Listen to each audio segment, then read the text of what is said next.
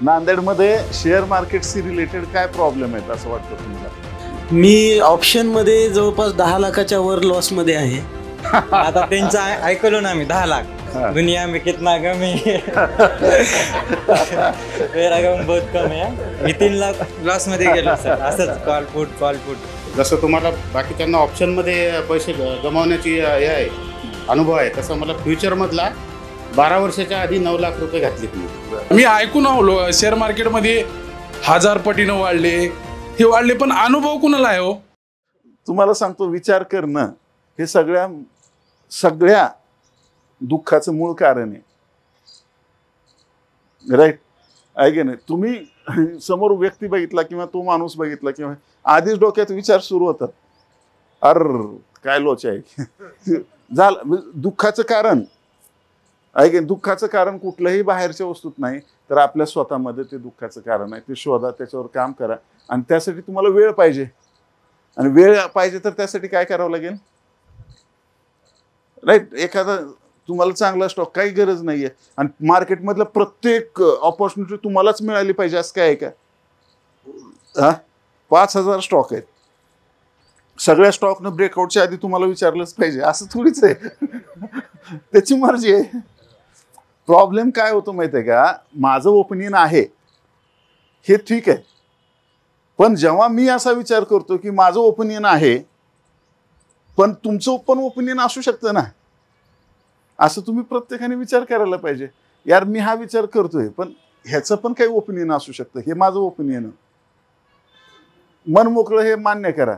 1 2 3 opportunity खूप झाल्या तुम्हाला तुमचं आयुष्य पुढे न्यायला, आहे का नाही? एक टायटन त्यांनी राकेश झुनझुनवाला घडवला, या सर नो.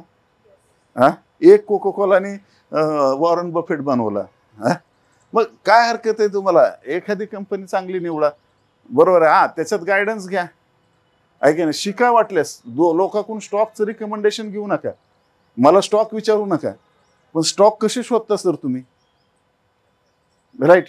आहे की नाही? लुपिन पासून लॉरेस पर्यंत सगळे का पळाले? बरोबर आहे. किती बॉटमला ते आम्ही बाय केले, ते करा, आहे की नाही? मग त्याच्यात तुम्ही बारकावे शिका आणि स्वतः स्टॉक शोधा, स्वतः त्यात इन्व्हेस्ट करा. जर तुम्हाला वेळ नसेल तर म्युच्युअल फंडमध्ये जा.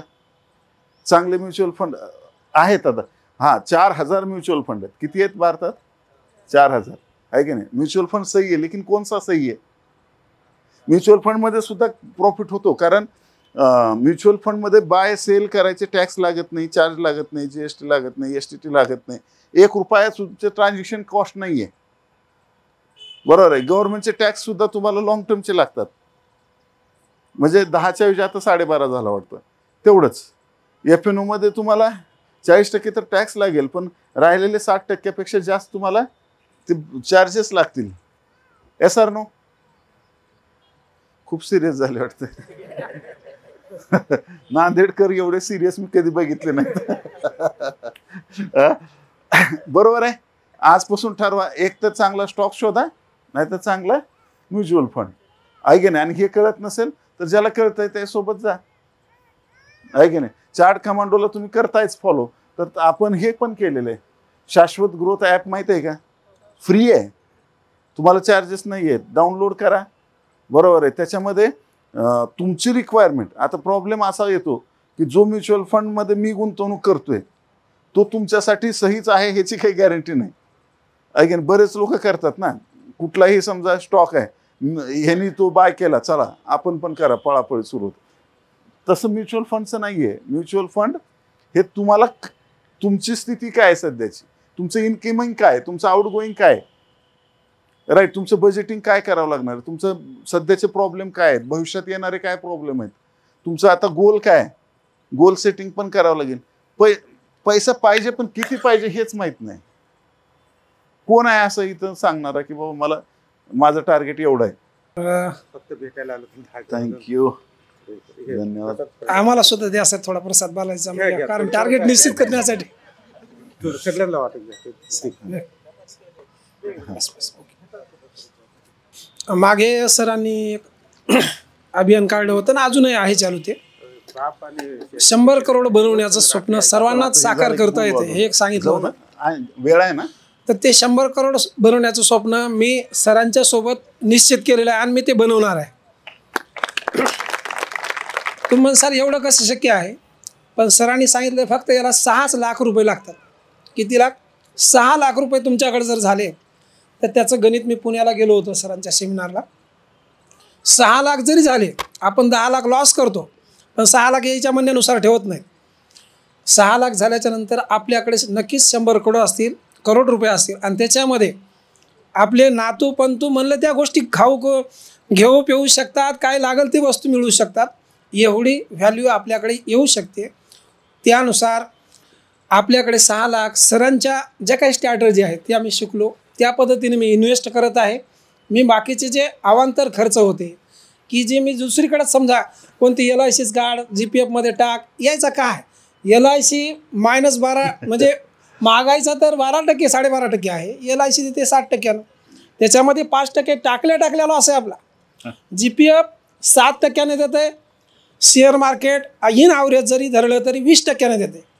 सांगा GPFमध्ये टाकाव का शेअर मार्केटमध्ये टाकाव, याची समज फक्त ज्ञानानं आणि योग्य गुरुनं येत असते. ती मी समज घेतलेली आहे आणि त्या दृष्टीने माझे पावलं टाकत आहे. सरांच्या मार्गदर्शनानुसार मी एक दिवस नक्कीच त्यांना हे स्वप्न साकार करून दाखवणार आहे. ग्रेट ग्रेट, चालेल.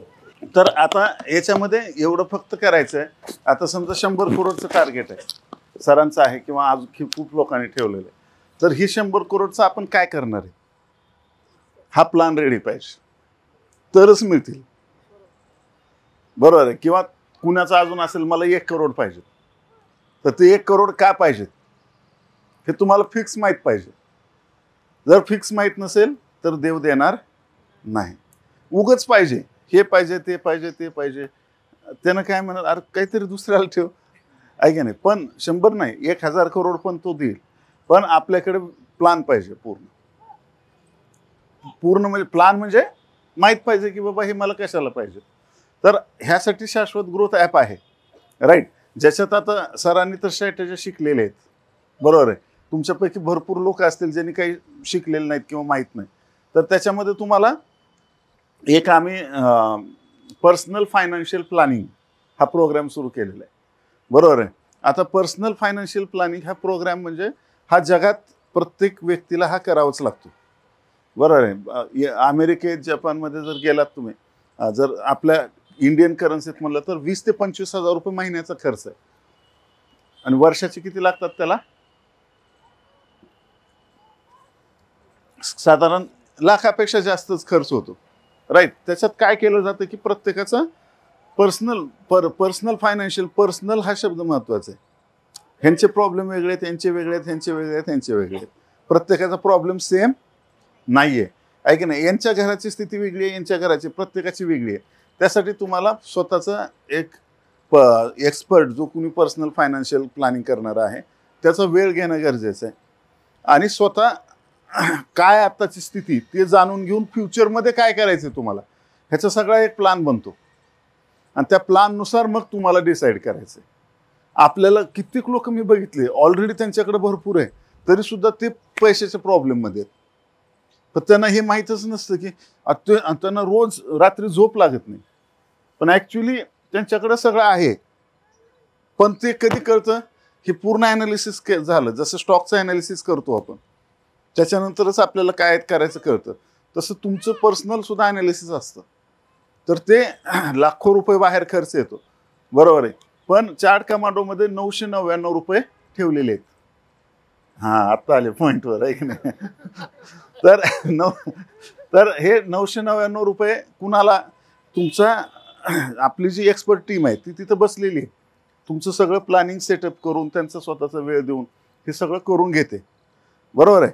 पण ते 999 ही काय आहे, वाह इंडिया मुवमेंट जे आम्ही चालवतो, किमान एका कार्यक्रमाला 5 ते 7 लाख रुपये खर्च आहे, बरोबर आहे. मी 2 कोटी दिलेले आहेत ऑलरेडी ऑन रेकॉर्ड. कुणाला पाहायचं असेल बघू शकता. पण ते लोकांना पाहायची सवय एकदा लागली की आपलं त्या दुसऱ्याचं बघायचं वाकून अशी सवय लागते, ऐक. पण बघू शकता. तर तुम्ही तुमचं कॉन्ट्रीब्युशन म्हणून 999 रुपये देऊ शकता म्हणजे कुठं स्वतःच करायचं आहे. जे लाखो रुपयाचं प्लॅनिंग आहे ते 999 मध्ये होणार आहे. पण द्यावेच असं काही नाही. ही एवढी फीस त्याची आहे, बरोबर. तर त्याचं गुगल फॉर्म तुम्हाला कुठं ऑनलाईन भेटेल किंवा यूट्यूबवर का ह्यांना दिलेलं आहे. हां, तर त्याच्यामध्ये तुमचं नाव, तुम्हाला कोणता वेळ शिल्लक आहे त्यानुसार भरा. हे पर्सनल फायनान्शियल प्लॅनिंग करून घ्या. 999च्या भीतीनं कॅन्सल करू नका. तुम्ही नाही भरले तरी चालतात, आहे की नाही. आणि तिथं 251 पण भरू शकता, 100 भरू शकता, 99 भरू शकता किंवा 0 पण भरू शकता. पण पर्सनल फायनान्शियल प्लॅनिंग हे करून घेतलं पाहिजे. मग काय होईल, काय लक्षात येईल आपल्याला. आता इतक्या वेळ मी काय बोललो, आता मी तुम्हाला हे 999 सांगायच्या अगोदरचा माइंडसेट आणि त्याच्यानंतरचा माइंडसेट काय फरक झाला. हा, शांतच झाले ना. तर हे लक्षात घ्या, आपल्याला हा माइंडसेट तर बदलायचा आहे. जे श्रीमंत लोक आहेत ते श्रीमंत काय आहेत, आपल्याला श्रीमंत व्हायचंय, आपल्याला अदानी अंबानी एवढं श्रीमंत व्हायचंय, पण त्यांना शिव्या देऊन. आपण काय म्हणतो, साला असंच आहे तसंच आहे. हा, एवढा सगळा एवढा 21 लाख करोड रुपये आहेत. हा, तरी आमच्या 299च्या रिचार्जच्या मागे लागलाय. होतं का नाही असं. तर त्यामुळेच तो तर श्रीमंत आहे ना. तुम्हाला पण त्या आयडिया घेऊन तुम्हाला पुढे जावं लागेल. पर्सनल फायनान्शियल प्लॅनिंग करायचं तुम्हाला, आहे की नाही. लिंक तुम्हाला शेअर केली, 5 मिनिटाचा वेळ देतो आणि त्याच्यावर तुम्ही करा. आणि तोपर्यंत मग अजून काही प्रश्न असतील तुम्हाला मार्केटमध्ये काम करताना त्याच्यावर चर्चा करू. आनंद कशात आहे, फिलिंगमध्ये. मी तुम्हाला आल्यावर काही तुम्हाला बंडलं दिलीत का कुणाला, पण तरी पण आनंदी आहेत ना तुम्ही. हा, का, आपली फिलिंग मॅच झाली, आपले व्हायब्रेशन मॅच झाले. तुम्हाला वाटलं की यार सर, आमचे सर आले, प्रत्यक्ष भेट झाली, आहे की नाही. मी काही दिलं नाही तुम्हाला 1 रुपया, तरी पण समाधान आहे का नाही चेहऱ्यावर. मस्त हसून खेळून एन्जॉय. हां, मग खरा अर्थच आपण विसरत चाललोय की आनंद फिलिंगमध्ये आहे, आनंद लक्झरीमध्ये नाही, आहे की नाही. की बाबा लयच भारी घातलं, लय हे केलं, काही नाही, भारी भारी आहे की नाही, कोट घातले, हे ते केलं, स्टाईल मारली, उकडतंय. गुदमरून मरतंय. लक्षात घ्या. ॲक्च्युली तरी ओढून ताणून लोक का घालतात की समोरच्याला कळावं की मी श्रीमंत आहे. कधी बघितलं का तुम्ही वॉरन बफेटनी इन्स्टाला फोटो टाकलाय लुम्बोर्गिनीच्या समोर असं स्टाईलनं. हा, टाकलाय का नाही बाबा. नाहीतर काय आपलं मुकेश अंबानीनी त्यांचं एवढं मोठं घर बांधलं, 7,000 करोडचं, 12,000 करोडचं, किती असो समजा, त्याच्यासमोर घराच्या समोरून असं उभं राहून हां असा काढ बरोबर व्यवस्थित आणि टाकला. काय आहे का, काय घेणं देणं आहे. त्यांच्याकडं होतं पडून म्हणून तेही केलं, पण तुम्ही कशाला करताय, आहे की नाही. त्यांनी 5,000 कोटी खर्च केला पोराच्या लग्नात, म्हणून तुम्ही हाय ते 5 लाख जर घालवले, हा, ह्याला म्हणतात मराठवाड्यात येडं उठलं आणि पळत सुटलं. घेणं नाही देणं. बरं, मुकेश अंबानीपेक्षा सुद्धा आपण खूप जास्त सुखी आहेत. Yes or no. हां, कुठेही फिरू शकतो, काही करू शकतो, आहे की नाही. हां, काही आता तुम्ही कुठल्या बारमध्ये बसायचं म्हणलं जाऊन बसू शकता, कुणी अडवू शकत नाही. हां, हसा लागलात, पण खरं आहे. कुठल्याही बारमध्ये आता नांदेडचे जाऊन तुम्ही बाहेर जावा गेटला आणि फक्त ओ सर म्हणून हाक मारा, सगळ्या कॅबिनमधून मुंड्या बाहेर काढतात ते, कारण सगळे सर तिथेच बसून आहेत.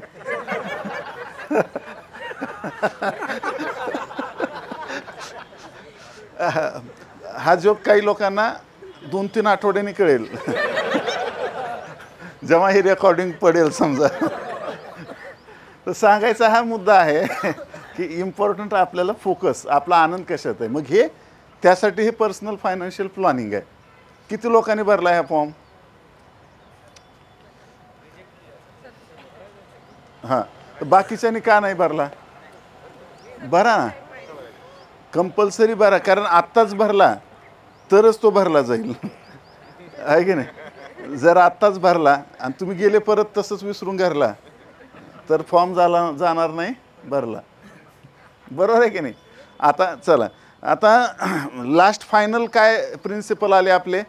पहिलं, आपला माइंडसेट श्रीमंत करा. काय माइंडसेट, मनानं म्हणजे आपला माइंडसेट श्रीमंत असा. पहिल्यांदा श्रीमंत जे लोक आहेत त्यांच्याबद्दल आदर वाटला पाहिजे आपल्याला.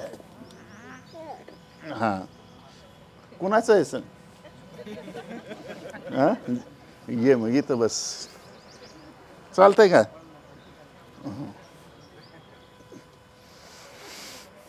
चला, फॉर्म भरायचा होता. तर लक्षात आलं का? पहिलं काय, आपलं रिच माइंडसेट बनवायचं आहे. माइंडसेटने आपण रिच झालं पाहिजे. दुसरं, लॉंग टर्म व्ह्यू ठेवा. शॉर्ट टर्म जर बायसेल करत राहिलं त्याच्यात प्रॉफिट नाही. अहो, एक जण 10 20 ट्रेड घेतात दिवसाला. ऐक, काही जण मनात एक जण, अहो मीच घे असं कोण आहे? जे असलेत ते गेलेत. तर हे लक्षात घ्या की आपल्याला हे लॉंग टर्म व्ह्यू ठेवला पाहिजे. नेक्स्ट काय, आपले एक्सपेन्सेस जे आहेत ते वाचवले पाहिजे. म्हणजे FNO वगैरे याच्यापासून दूर राहायला पाहिजे. FNO पासून दूर राहिला तर चार्ट कमांडोची प्रत्येक स्ट्रॅटेजी तुमच्या आयुष्याचं सोनं करते. आणि जे FNOमध्ये जातात किंवा ऑप्शन बाईंगमध्ये स्पेशली, ते स्ट्रॅटेजी कुठलीही वापरा, लॉस हा होणेच आहे. त्या स्ट्रॅटेजीचा किंवा कुठल्या व्यक्तीचा दोष नाही, त्या इन्स्ट्रुमेंटचा दोष आहे. तुम्ही कुठलं इन्स्ट्रुमेंट वापरताय, बरोबर. आणि सायकॉलॉजी तुम्हाला स्ट्रॉंग करायची आहे, त्यासाठी पेशन्स आणि डिसिप्लिन इज इम्पॉर्टंट. तर असं तुम्हाला काय करायचं आहे, फ्युचर ऑप्शन अवॉइड करायचं आहे. आता शपथ घ्या, चाहे कुछ भी हो जाए, दुनिया इधर की उधर हो जाए, मला ऑप्शन बाईंग करायचं नाही. किती जण शपथ घ्यायला तयार आहेत? आता घ्या. हां, येस. हां, नाही तरी हां, सरांसाठी जोरदार टाळ्या. आणि तुम्हीच नाही, आत्तासुद्धा इथंसुद्धा 2-3 जण आहेत जे प्रॉफिटमध्ये आहेत. जे आपण ॲनालिसिस करतो रोज यूट्यूबवर, त्याचं ते ॲनालिसिस एकदम ॲक्युरेट जातं आणि ते त्याच्यातून प्रॉफिट कमवत आहेत, बरोबर आहे. मग त्यांनी काय करायचं, आत्ता 12 लाख कुणी सरांनी 12 लाख कमवले, बरोबर आहे. ते पण फ्युचर ऑप्शनमधून कमवलेत, बरोबर आहे. ते लॉसमध्ये नाही आहेत. पण तुम्हीसुद्धा समजा कुणी अजून असं असेल की बाबा लॉसमध्ये नाही आहे, फक्त फ्युचर ऑप्शनचा प्रॉब्लेम हा आहे की हाय लिव्हरेज. फ्युचर ऑप्शन का करायचं नाही म्हणतो मी. समजा ऑप्शन बाईंग केलं 1 लॉट, मॅडम तुम्ही सांगा 1 लॉट किती रुपयाला मिळतो निफ्टीचा? 7-8 हजाराला. याच्यात पण ते तिरुपतीसारखं आहे. तुम्ही 2000ला पण घेऊ शकता, 5000ला पण घेऊ शकता, 10,000ला. तुम्ही किती OTM बाय करताय किंवा किती ITM बाय करताय, आणि तो 1 लाखाला पण घेऊ शकताय. 1 लाखाला पण मग आता ह्याच्यामध्ये प्रॉब्लेम काय होतो की 5000 आपण एक ॲव्हरेज पकडू, 5000चा लॉट तुम्ही घेतला म्हणजे किती, 75 क्वांटिटी, बरोबर आहे. निफ्टीची किंमत किती आहे आता, प्राईस किती? हां, बरोबर आहे. तर 23,200 गुणिले 75 किती होतात? करा कॅल्क्युलेशन. 23,300 पकडा, आहे की 17,40,000. म्हणजे तुम्ही कितीचा माल घेतला? 17,40,000चा. कितीत घेतलाय? 5,000, 10,000 पकडा, बरोबर. आता इथं काय होतं, प्रॉब्लेम त्याच्यात नाही आहे. म्हणजे त्यात सुद्धा मी फ्युचर ऑप्शनमध्ये पण प्रॉब्लेम काय येतो हे सांगालो आहे मी तुम्हाला, की तुम्ही 17,500चा माल तुम्ही 5-10 हजारात घेताय. रिस्क 5-10 हजाराची नाही आहे, 17.5 लाखाची रिस्क आहे. त्यामुळे 2-4 पॉईंट इकडे झाले तरी तुमचं कॅपिटल उडतं. कॅपिटल उडतं का म्हणतो, कारण ऑप्शन बाईंग करणारा 1 लॉट घेऊन बसत नाही. त्याच्या अकाउंटला किती बॅलन्स आहे तेवढ्याचे सगळे लॉट मारतो. येस सर नो, बरोबर आहे की नाही. ॲव्हरेज करतो. हां, पवननं खूप छान सांगितलं. आता समजा 100 रुपये चालू आहे त्याची किंमत, तो ऑप्शन घेतला, तो 90ला जर आला तर तो काय करतो, ॲव्हरेज करतो. पुन्हा 80ला आला ॲव्हरेज, 50ला आला ॲव्हरेज, 40. अरे किती ॲव्हरेज. हां, मग ते कॅपिटल झिरो झाल्याशिवाय गप्पच बसत नाही ना. बरं, हे का झालं? आता सायकोलॉजी बिघडली. ही सायकोलॉजी काय बिघडली? त्या ऑप्शन बाईंगमुळं. इक्विटीत असं होतं का, समजा एखादा चांगला स्टॉक आहे तुम्ही निवडला, आता समजा इंडसइंड बँक आहे, एकदम पडलेला आहे, हां, आत्ता तुम्ही बाय केली समजा 100 क्वांटिटी आणि अजून 5% पडला, पुन्हा अजून बाय केले, पुन्हा अजून 5% पडला, अजून बाय केले. इंडसइंड बँक हिचे ॲसेट जे आहेत त्या मार्केट कॅपिटलपेक्षा इंडसइंड बँकच्या प्रॉपर्ट्याच जास्त आहेत. ते झिरो होणार आहे का कधी? एक बाउन्स येईल, 20% जाईल, सर्किट टू सर्किट, आहे की नाही? मग याच्यात लॉस आहे का? बरं, ती जी प्रोसेस होईल त्याचं ड्युरेशन लॉंग आहे. 5% काही लगेच पडत नाही आहे. कधी आज अर्धा टक्के पडलं, उद्या 1% पडलं किंवा कसं, अशा पद्धतीनं जाईल. आणि त्याचे ॲसेट स्ट्रॉंग आहेत. जेवढं खाली गेलं की DII बसून आहेत. SIP मध्ये किती पैसा येतो माहीत आहे ना? SIP पण मिनिमम 25,000 करोड मंथली इंडियामध्ये येतो SIPचा पैसा. आणि त्यात तुम्ही SIP करत नसाल तर खूप मोठी चूक करताय. ते लवकरात लवकर सॉल्व. भले तुम्ही शिकला जरी असाल, तुम्हाला येत आहे सगळं, स्टॉक कसा काढायचा हे पण येत आहे, ते प्रॉफिट. आता ह्यांनी जे विचारला प्रश्न तेच कंटिन्यू करतो मी. तो प्रॉफिट आहे ना, तो तुम्ही SIP करा ना, किंवा लमसम टाकून देतात तुम्हाला. मगाशी म्हणल्याप्रमाणे तुम्ही ज्या क्षेत्रामध्ये, ढोणे साहेबाबद्दल मी बोललो, तुम्ही ज्या किंवा प्रत्येकाबद्दल तसंच आहे, तुम्ही ज्या क्षेत्रात एक्सपर्ट आहे त्याला जास्त वेळ द्या आणि इकडं पैसे टाकून मोकळं व्हा ना. SIP मध्ये पैसा का बनतो? कारण तुम्ही दर महिन्याला ॲटो कट होतं. तुमच्या हातात पैसे देऊन सांगितलं हे जाऊन त्याला देऊन ये, देणं होतंय का? इथं दुखतं, अरे असे खिशातून काढून द्यायचे, हां, आहे की नाही? शक्य आहे का? मग ते गोष्टी काय करा तुम्ही समजा वाईट सवयी ज्या आहेत त्या तुम्हाला खिशातून काढून द्यायची सवय ठेवा. बरोबर आहे? वाईट सवय म्हणजे तुम्हाला कुणाला सिगरेट प्यायची सवय आहे वगैरे वगैरे, तर ते असं स्कॅन करू नका, ते बंद करून टाका स्कॅनर. त्याच्याऐवजी खिशात पैसे ठेवा. मग देताना जळतं की बाबा हे पैसे चाललेत हे दिसतं. ते आजकाल त्या स्कॅनरनं कळेच नाही गेले, आहे की नाही? दाबण्यात पगार संपली ते म्हणतं इनसफिशियंट बॅलन्स. ऑप्शन बाहेर पण लॉट कसं मारतं ते, खट खट खट खट, जोपर्यंत मेसेज येत नाही इनसफिशियंट बाहेर तोवर ते मारतच राहतं.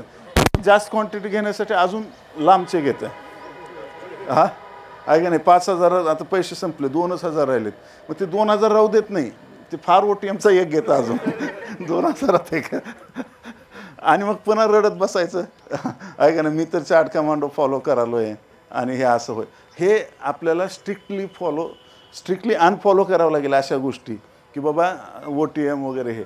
मग आता तुम्हाला हे कळालं की रिस्क काय आहे FNOमध्ये. दुसरा पार्ट, समजा तरी पण एखादा व्यक्ती असा आहे की जो ज्याच्याकडे 10 लाख कॅपिटल आहे आणि तो काय करतो, एकच लॉटनी ट्रेड करतो आहे FNOमध्ये.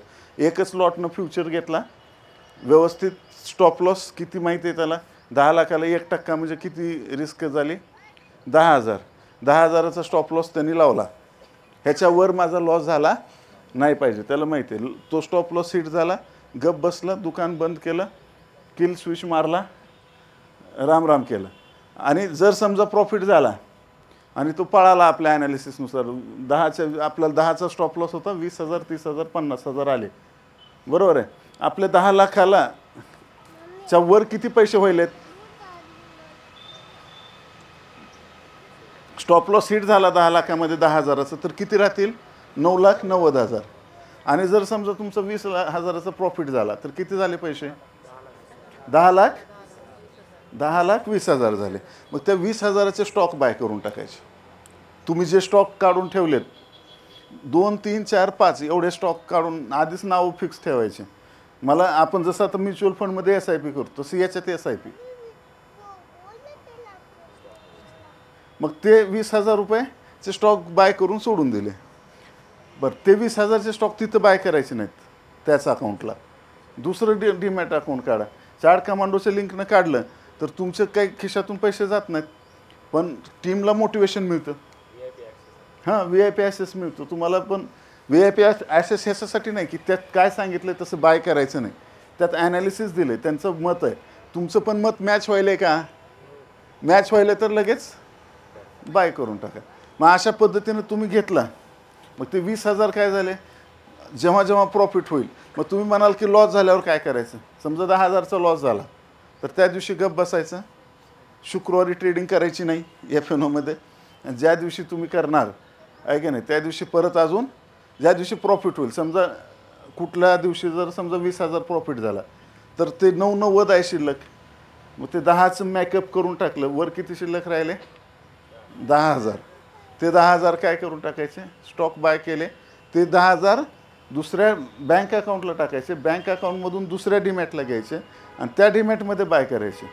त्या डीमॅटला सेल करण्यासाठी कधीच उघडायचं नाही, जसं साहेबांनी सांगितलं बरोबर, की डीमॅटला सेल करण्यासाठी उघडायचं नाही, बाय करायचं असेल तरच लॉग इन करायचं. तर हे झालं. हे कुणासाठी, FNO तर करूच नका, पण हे कुणासाठी जे FNOमध्ये प्रॉफिटेबल आहेत, स्वतःची सायकोलॉजी मॅच करू आहेत असे आहे की नाही, आहे की नाके बराबर आहेत पण आहेत, तर त्या लोकांनी ते तुम्ही करू शकता की बाबा तुम्ही हे काय. पण तुम्हाला तेवढा वेळ असेल. पण मला असं म्हणायचं की त्याच्याऐवजी तुम्ही काय करा, APचं काम करा किंवा तुम्हाला जे आवडतं ते काम करा. तुमच्याकडे काहीच काम नसेल तर आम्हाला सांगा, आम्ही देतो तुम्हाला काम. आहे की नाही, ते काम करा आणि त्याच्यातून जे पैसे येतात ते SIP करून टाका. मग कसं करतो असतो आता फॉरेक्समध्ये काय करतो, ये समोर ये, अरे सगळ्यासमोर बोल. कारण का तुझा प्रश्न जो आहे तू त्यांचा पण असू शकतो. मग मला डबल माझं हे वाचते.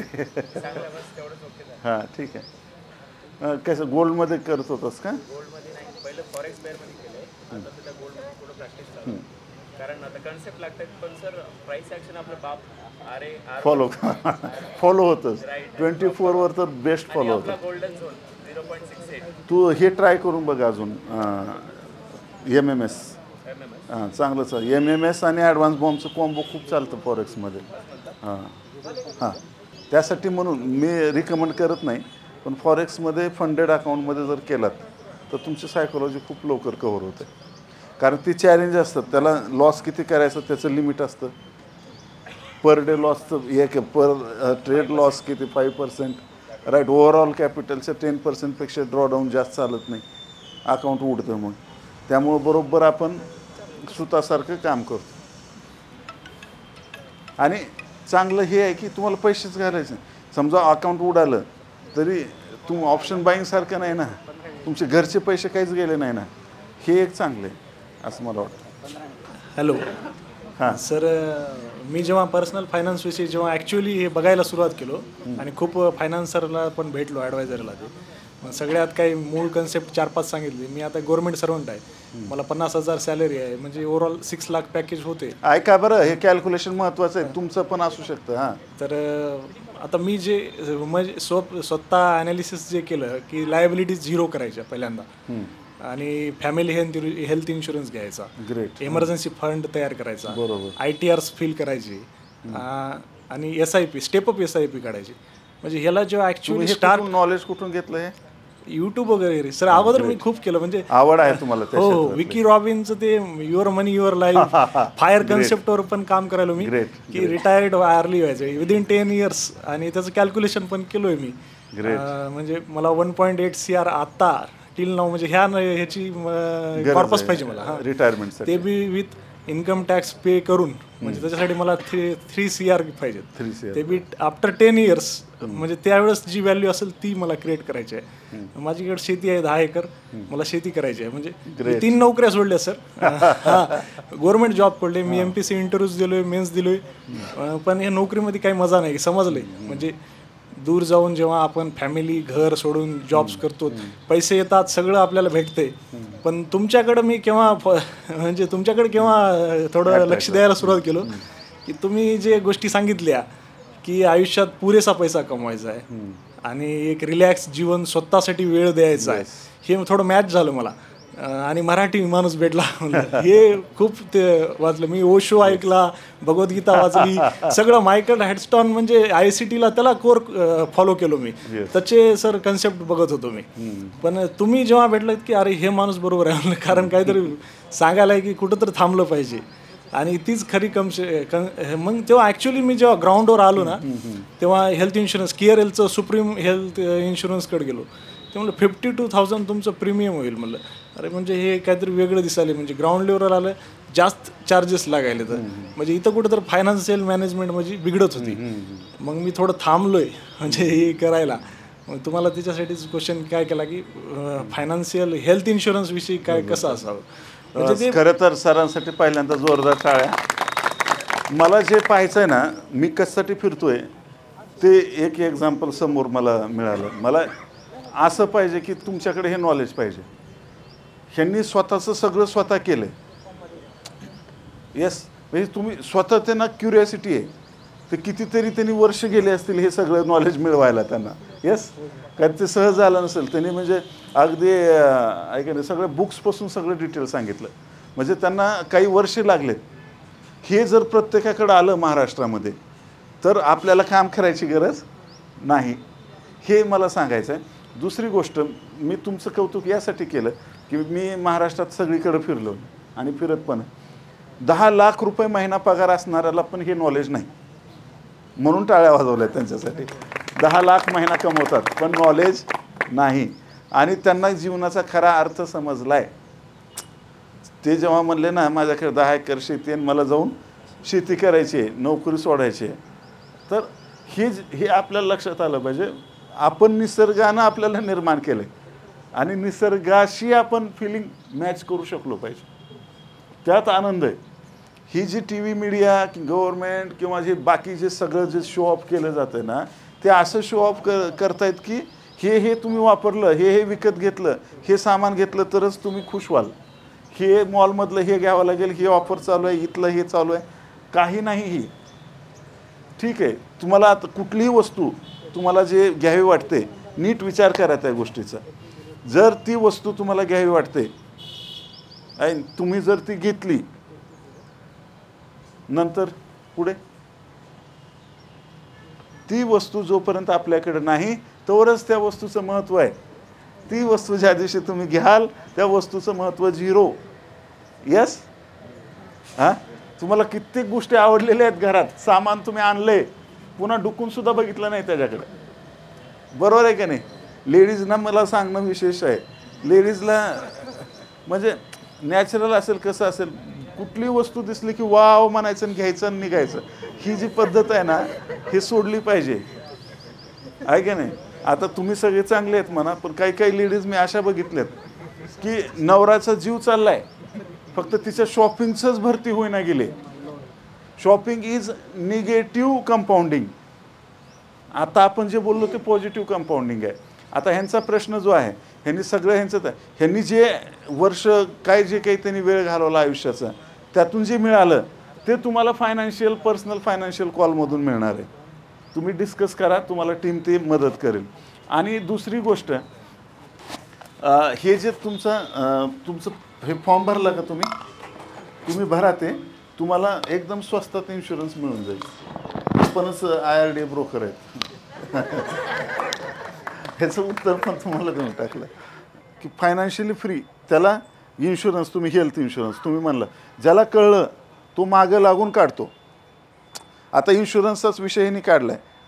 आता समजा आपण जिवंत आहे, बरोबर आहे, माझ्या ताकद आहे, मी माझ्या फॅमिलीला सांभाळू शकतो, पण अचानक काही झालं, काही सांगता येते का? आपण इथं आलो आहेत, घरी पोचायची गॅरंटी आहे का? जेव्हा आपण जिवंत आहेत, आपल्यात ताकद आहे, आपण सांभाळू आपल्या फॅमिलीला, पण आपण नसल्यावर काय? कधी विचार केला आहे का? हां, एखादा पुरुष नसेल तर त्याच्या बायकोचा हाल काय होतं पाठीमागे, हे माहिती आहे का? लोक कशा नजरेने काय हे म्हणजे मी सांगू शकत नाही, एवढे मोठे प्रॉब्लेम आहेत. ह्याला साधा प्रश्न आहे, 10-20 रुपये दिवसाचे पडतात. मला वाटतं 10-20 पण पडतात का नाही की टर्म इन्शुरन्सला. हां, ते एकदा काढ 1-1 करोडचा निघतो. हां, जर आपल्याला काही झालं, समजा तुम्हाला काही झालं, होऊ नये, कुणालाच काही होऊ नये, पण काही झालं तर घरच्यांना 1 करोड मिळतील. आणि आपली टीम इन्शुरन्सची खूप स्ट्रॉंग आहे. ती कंपनी जरी देत नाही म्हणलं तर त्याच्यावर केस करून आपण त्या कस्टमरला देतो. म्हणजे याच्यावरून तुम्ही हे करा.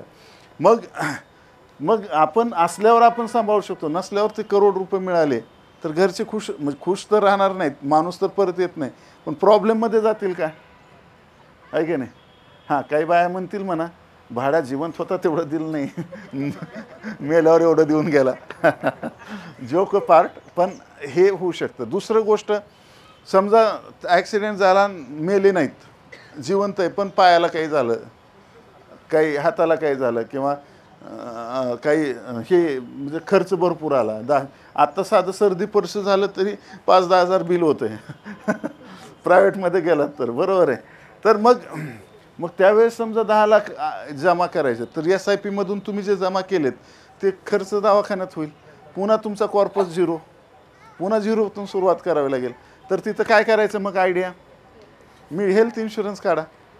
राईट, साधारण 15,000 ॲव्हरेज येतो एका व्यक्तीला, पण तुमचा हेल्थ इन्शुरन्स कवर होतो. दवाखान्याचा खर्च लागला, जे काही मेजर खर्च लागले ते घ्यायचे, झाला. आणखी काय. आणि हां, हे पर्सनल फायनान्शियल शाश्वत ॲपमध्ये ते पण करू शकता तुम्ही, इन्शुरन्स पण घेऊ शकता. आणि LIC किंवा, मी असं कुठल्या कंपनीबद्दल निगेटिव्ह बोलत नाही आहे, पण अशा पॉलिस्या घेऊ नका. लोक अशा पॉलिस्या घेतात ज्याचा काहीच उपयोग नाही. बरं, 20 वर्षात डबल मिळतात पैसे, पण इन्शुरन्स हा पैसे डबलसाठी नसतोच ना, आणि 20 वर्षात तर नाहीच नाही. त्यासाठी टर्म इन्शुरन्स घ्या, त्याला एवढे पैसे घालवायची काय गरज आहे. धन्यवाद, मला इथं बोलवलं, आदरातिथ्य केलात आपण, त्याबद्दल मी तुमचं आभार व्यक्त करतो.